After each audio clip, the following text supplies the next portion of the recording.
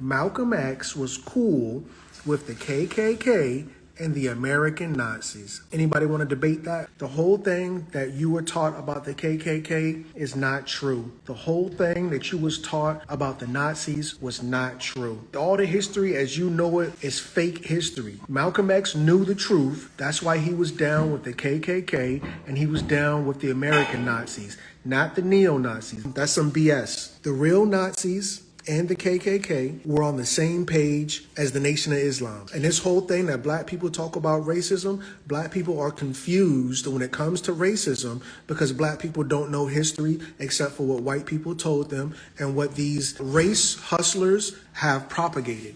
Marcus Garvey was complicit with the KKK. They had more things in common than they did not. They came together, and just like we did in church, they would touch and agree. The real race hustlers who motivated these modern day black race hustlers put their symbol up there, the juice box. Malcolm X was not a race hustler. Your favorite black supremacist, whatever YouTuber, that's a race hustler, family. Paul Meadows Star from Too Raw for TV is a race hustler. Invite him on the page and I'll tell him to his face, you out here race hustling, because these ideas are very much juicy. Here we go. We're going to face off today. If we're going to tell the story, we're going to tell the whole story of Malcolm X. No race hustling. Race hustler, come on, man. I've been called a lot of things. I've been called a race hustler too. So I'm not gonna lie.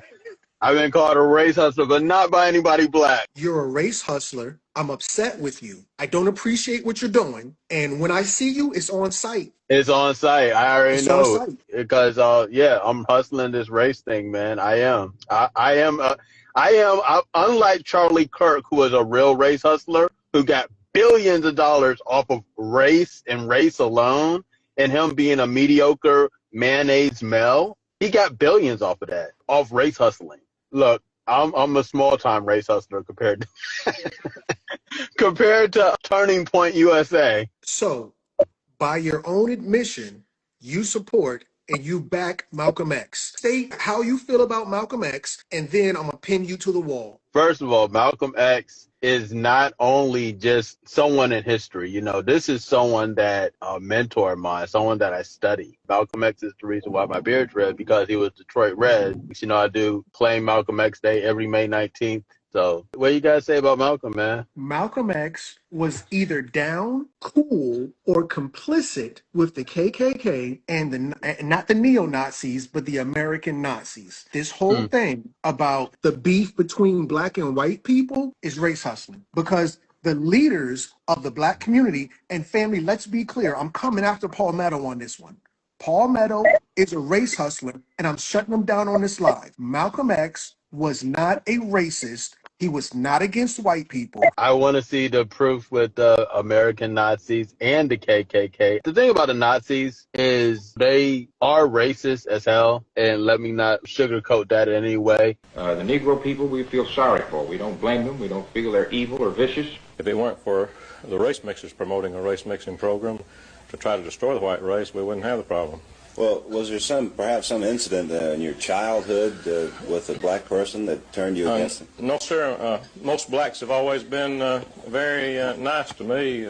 I don't think it would be fair to be against a whole group of people because of one or a few acts that a few might commit. Malcolm X stood on principle. So you got to really give me something hard proof about Malcolm X being complicit in that Caucasoid craziness. Do you know who this is? He's a Nazi, isn't he? He's an American Nazi. His name is George Lincoln Rockwell. George Lincoln Rockwell was an American activist who founded the American Nazi Party and became one of the most notorious white supremacists. This guy coined the term white supremacist. He was the one who came up with the term white supremacist. This is George Lincoln Rockwell and the American Nazi Party at a Nation of Islam meeting. They're in the very front row, arms crossed, mug. They're not over there kikiing and rubbing shoulders. Oh, we love each other. We're just the greatest of friends. This guy, he didn't come to play. This is him, George Lincoln Rockwell, and his cronies, his goons, at a Nation of Islam national meetings in Washington, D.C. The keynote speaker that night was none other than Malcolm X. So this is what Malcolm X says about Rockwell. Any more $100 for separation? Should I come down? What should I come down to? $20. Oh, that's a $20. Thomas J. from Hartford, $20. I should get a whole lot of $20. $20 from who? George Lincoln Rockwell. Go to heaven.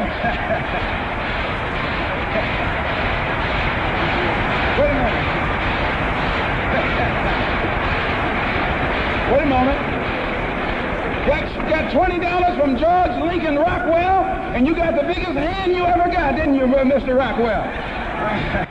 Malcolm X said that George Lincoln Rockwell got the biggest hand of applause from black people that he ever received in his whole life, and Malcolm X is smiling, taking money from George Lincoln Rockwell, the dude who coined the most notorious phrase, white supremacists. George Lincoln Rockwell was on the front row. Nobody ran him out. Nobody shook him down. Nobody jumped him. Nobody said a mean word. Actually, he got a round of applause because he sent them money. You guys are some race hustlers who only tell half the story, and you're spreading division. Family, press 000 if you know who Fred Hampton is. Press 111 if you don't. Fred Hampton said, "We say all power to all people.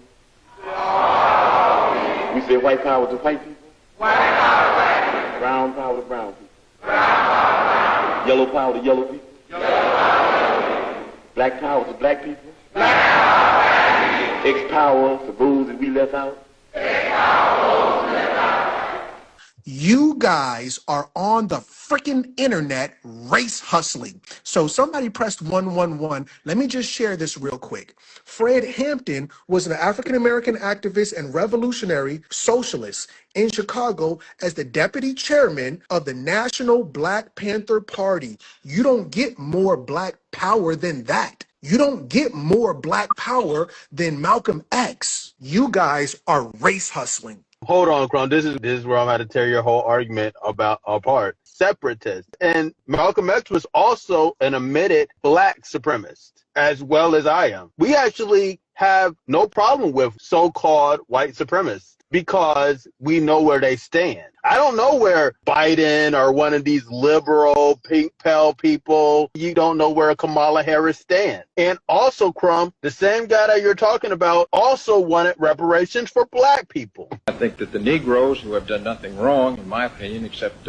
recently, but they did no wrong by coming here. We dragged them here, and I think we owe them something. They wanted reparations for black people. But not from white people. So things get really deep when you look into the tiny hats and slavery. Yes, this was left out of the history books because guess who owns the history books?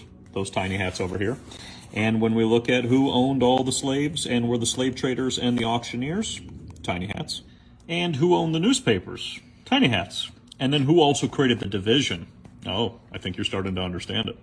And then you also find about the exploitation of the slaves and how they treated people. Obviously, they're not going to tell anybody this part. And then it also gets interesting when you find out that the tiny hats were defending that they should stay slaves. Isn't that interesting? And people would say, no, that would never happen, really. Slave dealing was an extremely profitable business. And this is where it always ties back to the Rothschilds, like I've always talked about. Even Malcolm X talked about this.